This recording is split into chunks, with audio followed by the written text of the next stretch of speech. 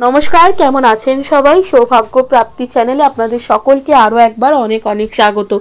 আজ আবারও চলে এসেছি নতুন আরেকটি ভিডিও নিয়ে, যেখানে আমি আপনাদেরকে সুপারির ব্যবহার সম্বন্ধে জানাবো। ছোট্ট একটা প্রতিকার বলবো, যেই প্রতিকারগুলি করতে পারলে বিবাহ সংক্রান্ত সমস্যা, আর্থিক সমস্যা, কর্মজীবনের সমস্যা, এই সকল সমস্যার হাত থেকে আপনারা মুক্তি পেতে পারবেন। কী সেই প্রতিকার, সেটি এই ভিডিওর মাধ্যমে আপনাদের কাছে তুলে ধরবো। তার আগে অবশ্যই বলে রাখি বন্ধুরা, আমার চ্যানেলটিকে লাইক করবেন, ভালো লাগলে বন্ধুদের সাথে শেয়ার করবেন। এই সংক্রান্ত কোনো জিজ্ঞাসা থাকলে অবশ্যই কমেন্ট বক্সে এসে জিজ্ঞেস করতে পারেন। সাবস্ক্রাইব করে বেল বাটনটা প্রেস করে রাখবেন, যাতে আমি যখনই নতুন কোনো ভিডিও দিই না কেন সেটা সরাসরি আপনার কাছে পৌঁছে যায়। তো চলুন বন্ধুরা, ভিডিওটা শুরু করি।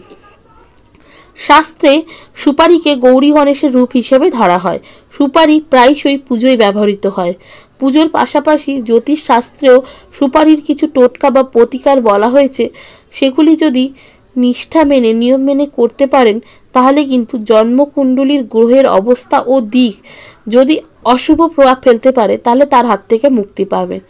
যদি কোনো ব্যক্তির বিবাহে বাধা থাকে, কর্মজীবনের কোনো অগ্রগতি না হয়, তবে সুপারির এই টোটকাগুলি দ্বারা কিন্তু সেই সমস্যার হাত থেকেও আপনারা মুক্তি পেতে পারবেন। তার জন্য জ্যোতিষশাস্ত্র অনুসারে যদি কোনো ব্যক্তি অর্থের সমস্যায় ভোগেন, তাহলে তার উচিত গণেশজির পুজো করা এবং পুজোর সময় সেই পুজোয় সুপারির ব্যবহার করা। এরপর সেই সুপারি লাল বা হলুদ কাপড়ে বেঁধে ওয়ালেটে রাখতে পারেন। এছাড়াও যেখানে আপনারা টাকা রাখেন সেই জায়গায় রাখতে পারেন।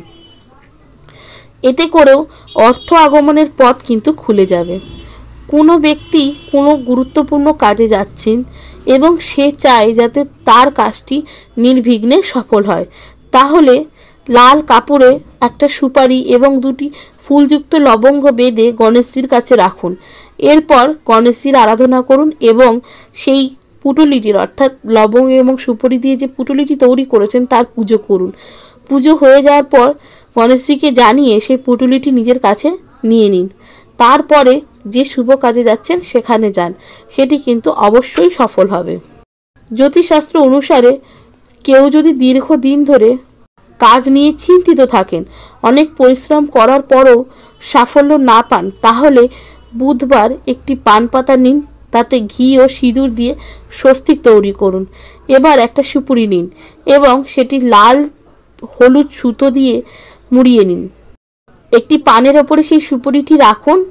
এবার একটা লাল কাপড়ে মুড়িয়ে যে কোনো মন্দিরে সেটা রেখে আসুন এবং প্রতিদিন পুজো করুন। এতে সমস্ত রকমের আটকে থাকা কাজও শুরু হবে এবং আর্থিক যে সমস্যাটা রয়েছে, কর্মজীবনের যে সমস্যাটা রয়েছে, সেটাও দূর হবে। ব্যবসায় ক্রমাগত ক্ষতি হলে শনিবার রাতে অশ্বত্থ গাছে গোড়ায় 1 টাকার মুদ্রা ও সুপারি অর্পণ করুন। পরের দিন সকালে সেটি বাড়িতে নিয়ে আসুন এবং নিরাপদ স্থানে রাখুন। এই প্রতিকার করলে ব্যবসায় উন্নতি হবে। এই প্রতিকারগুলি সব কিছুই কিন্তু নিষ্ঠা মেনে, বিশ্বাসের সহকারে যদি আপনারা করতে পারেন, তাহলে সবটা থেকেই কিন্তু আপনারা 100% রেজাল্ট পেতে পারবেন। তো কেমন লাগলো বন্ধুরা আমার এই ভিডিওটা, অবশ্যই আমাকে কমেন্ট করে জানাবেন। সুস্থ থাকবেন, ভালো থাকবেন, দেখা হবে নতুন আরেকটি ভিডিওতে।